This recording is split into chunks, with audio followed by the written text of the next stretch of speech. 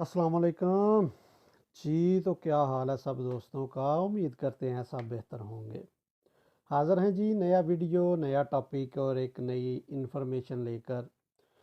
तो सीन कुछ इस तरह से है। आज की वीडियो में हम थोड़ी चीज़ें एक्सप्लेन करने की कोशिश करेंगे। एक्सप्लेन क्या मतलब, आज की वीडियो में हम कुछ चीज़ें इस तरह की बात करेंगे कि रोमानिया का वर्क परमिट अगर अप्लाई करते हैं, फर्स्ट स्टार्ट डे से लेकर लास्ट तक कौन सी मुश्किलात का सामना करना पड़ता है, कौन सी मतलब जो ऐसी चीज़ें हैं जिनको फेस करना पड़ता है बंदे को। दूसरे नंबर पे कुछ ऐसे स्क्रीनशॉट्स जो कि मैं आगे जाकर आपको दिखाऊंगा कि आपको एयरपोर्ट पे किस तरह की मुश्किलात हैं जो कि फेस करना पड़ेगी। कुछ 2 दिन पहले लगभग कुछ लड़के जो कि जिन्होंने रोमानिया का ट्रैवल किया है, रब रब करके वो रोमानिया पहुंच ही गए हैं, तो उन्होंने कौन सी मुश्किलात फेस की, ये भी आज की वीडियो का मतलब हिस्सा बनेगा कि कितने दिनों तक वो कौन कौन से एयरपोर्ट पे गए। हालांकि उनका वीज़ा प्रोटेक्टर भी ओके था, वीज़ा भी जेन्युइन पासपोर्ट पे लगा हुआ था, सब कुछ सारे डॉक्यूमेंट्स ओके थे, लेकिन फिर भी उनको पाकिस्तान के कौन कौन से एयरपोर्ट पे मुश्किलात का सामना करना पड़ा, कितने एयरपोर्ट उन्होंने फिरे, फिर उनको रोमानिया के ट्रैवल के लिए इजाज़त मिली। तो आज की वीडियो में यही सब चीज़ें हम एक्सप्लेन करेंगे। तो बढ़ते हैं अपने टॉपिक की तरफ। अगर चैनल पर नए हैं तो सब्सक्राइब कीजिए और साथ बेल आइकन ज़रूर प्रेस कीजिए, क्योंकि इस तरह की इंफॉर्मेटिव वीडियो लेके इस चैनल पे अपलोड मैं करता रहता हूं। तो बढ़ते हैं जी अपने टॉपिक की तरफ। और सबसे पहली चीज़ हमारी अपने से स्टार्ट करते हैं। जब मैं आया था आज से 8 माह पहले, लगभग 7.5-8 माह पहले मैं रोमानिया में आया था, उस वक़्त हालात और तरह के थे। ठीक है, लगभग मतलब मेरा जो वीज़े का प्रोसेस था वो 4 से 4.5 माह के दौरानिए में मतलब डन हो गया था। तो बात करते हैं जो लड़के रोमानिया का अप्लाई करते हैं, सबसे पहले जिस एजेंसी के थ्रू वो अप्लाई करते हैं, सबसे पहली चीज़ वो एजेंसी कम से कम 6 माह का टाइम देती है। ठीक है, रब रब करके 6 माह में उनका पासपोर्ट जो भी वीज़ा हो जाता है। अगर इससे पहले किसी भाई का हुआ है, मिनिमम टाइम में भी किसी का हो तो 4 से 5 माह लग जाते हैं। अगर इससे कुछ पहले स्पीड में किसी भाई का हुआ तो वो कमेंट लाजमी करके मुझे बताए कि मेरा इतने टाइम में हुआ था।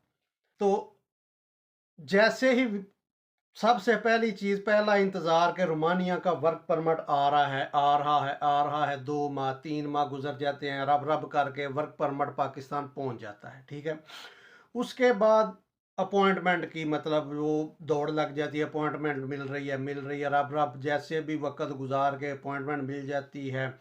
दिन अपॉइंटमेंट का आ जाता है, फिर पासपोर्ट जो है वो अम्बेसी में मतलब जमा करवा दिया जाता है। अपनी जो फाइल है वो जमा कर, फिर वो इंतज़ार शुरू हो जाता है कि अम्बेसी का भी जो दौरानिया है वो भी बंदे के सर पे तलवार लटक रही होती है, यार पता नहीं आज के दिन उन्होंने क्या करना है क्या नहीं करना। आजकल जो चल रहा है सर्किट, पता नहीं रिजेक्ट होगा या मतलब अप्रूव हो जाएगी ये मेरी जो एप्लीकेशन है। तो ये चीज़ें करते करते इंसान को कम से कम 6 से 7 माह का दौरानिया गुजर जाता है। चले अल्लाह करे, रब रब करके इंसान का जो वो दिन भी आ जाता है जिस दिन मेल आ जाती है जी अपना पासपोर्ट आकर कलेक्ट कर लें। ठीक है, जैसे तैसे करके ये 7-8 माह 6 माह जिस तरह भी जितने भी दौरानिए में आपका वीज़े की अप्रूवल हुई है, आपका वीज़ा स्टैंप हो गया है, पासपोर्ट आपके हाथ में आ जाता है। उसके बाद काम यहाँ पर रोमानिया के जो मुतलका रोमानियन ऑफिस के मुतलका मतलब यहाँ से रोमानिया इमिग्रेशन ऑफिस, दूसरा पाकिस्तान में रोमानियन एम्बेसी, जब इनसे आहिस्ता आहिस्ता दुआएं मांग मांग के बंदा निकल जाता है, रोमानियन ऑफिस के जो मुतलका काम है उनसे बंदा निकल जाता है, फिर हमारा जी असल मिशन हमारा फिर शुरू होता है पाकिस्तान में। जी हाँ भाई, सबसे पहला मिशन कि आपने अपना जो वीज़ा लगा है उसको प्रोटेक्टर करवाना है। प्रोटेक्टर ऑफिस चले जाओ, वो भी बात सीधी तरह सुनते ही नहीं है। किसी बड़ी एजेंसी के थ्रू अगर आपने अप्लाई किया हुआ है तो वो मिल मिला के दे दुआ कर जो भी जिस तरह भी आपका वीज़ा भी प्रोटेक्टर हो जाता है। प्रोटेक्टर हो गया, उसके बाद आपका मेडिकल हो गया, आपकी टिकट हो गई, मतलब सारी बातें करते करते करते आपका फ्लाई करने का दिन पहुंच आया है। अभी यहाँ पर मैं आपको स्क्रीनशॉट दिखाता हूँ, आप ऊपर देख सकते हैं। यहाँ पर ये स्क्रीनशॉट मैं ऐड कर रहा हूँ ये 2 दिन पहले लड़के यहाँ पर रोमानिया में लैंड हुए हैं, लगभग 6 या 7 लड़के थे। ये यहाँ पर जो बंदा काम कर रहा है वीज़ों का, ये उसी के बंदे थे और उसके पास आए हैं। मेरे मतलब उस उनके साथ मैंने मुलाकात भी की है, वीडियो बनानी थी लेकिन वो टाइम शॉर्ट होने की वजह से वीडियो नहीं बना सका। इंशाल्लाह वीडियो कुछ दिन उनकी बनाएंगे, उनका इंटरव्यू करेंगे कि कौन सी मुश्किलात उनको फेस करना पड़ी। तो बात करते हैं कि ये लड़के लगभग 10 से 12 दिन सारे एयरपोर्ट फिरे हैं। इन लड़कों ने पाकिस्तान के सारे एयरपोर्ट फिरे हैं। मतलब पहले ये संबड़ियाल एयरपोर्ट पर गए, वहाँ पर इनको चढ़ाई नहीं करने दी गई। मतलब हालांकि इनका पासपोर्ट भी, इनका वीज़ा मतलब सब कुछ जेन्युइन है, वीज़ा प्रोटेक्ट किया गया है, ठीक है, लेकिन वहाँ पर भी इनको, ये आप देख सकते हैं कि ऑफलोड की भी यहाँ पर स्टैंप लगी हुई है इस पर। संबड़ियाल एयरपोर्ट से इनको मतलब नहीं फ्लाई करने दिया गया। उसके बाद इनको लाहौर एयरपोर्ट पर लाया गया, वहाँ से भी इनको फ्लाई नहीं करना दिया गया। फिर इनको कराची एयरपोर्ट पर लेकर गए, वहाँ पर इनकी बोर्डिंग वगैरह होकर इनकी एग्जिट की स्टंप लग गई। फिर इनको जहाज से पकड़कर ऑफलोड की स्टंप लगी हुई आप देख सकते हैं। ये 25 सितंबर की बात है। 25 सितंबर को इनको फिर कराची से ऑफलोड कर दिया गया। उसके बाद भाई इनकी किस तरह फ्लाई हुआ भाई, रोकड़ा रोकड़ा लगा भाई। क्या सीधे अल्फाज में बोलेंगे, हाजी साहब ने रोकड़ा लिया वहां पर भाई। इन हाजी साहब ने उधर आप समझ सकते हैं हाजी साहब की इनको मेंशन करने की कोशिश कर रहे हैं। हाजी साहब ने लाहौर एयरपोर्ट से फिर इनका फ्लाई हुआ है भाई, उधर रोकड़ा लगा है, मोटा रोकड़ा, छोटा मोटा रोकड़ा नहीं भाई, मोटा रोकड़ा लगा है, मोटा। मैं एग्जैक्ट फिगर तो आपको यहाँ पर वीडियो पे नहीं बता सकता, लेकिन आप मेरे एक्सप्रेशन से देख सकते हैं कि भाई काफ़ी मोटा।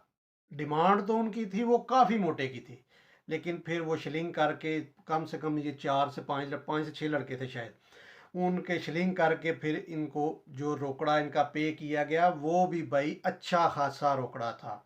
एक मिडिल क्लास फैमिली के लिए या मिडिल क्लास बंदे के लिए वो रोकड़ा पे करना भी इतना इजी नहीं है। बात करने की बात है कि भाई अगर रोमानियन ऑफिस से निकल जाए काम तो पाकिस्तान ऑफिस में आ जाता है। पाकिस्तान के ऑफिस में प्रोटेक्टर ऑफिस है और एयरपोर्ट है, ठीक है। प्रोटेक्टर ऑफिस से भी अगर किसी एजेंसी बड़ी के थ्रू किया है तो जैसे तैसे करके भी आपका वीज़ा आपका प्रोटेक्टर हो जाएगा। उसके बाद आ जाते हैं बड़े हाजी साहब, ठीक है। एयरपोर्ट से आपका फ्लाई करना होता है। तो भाई जिस तरह क्रेज़ बढ़ रहा है रोमानिया का, इसी तरह मुश्किलात भी बढ़ रही हैं, ठीक है।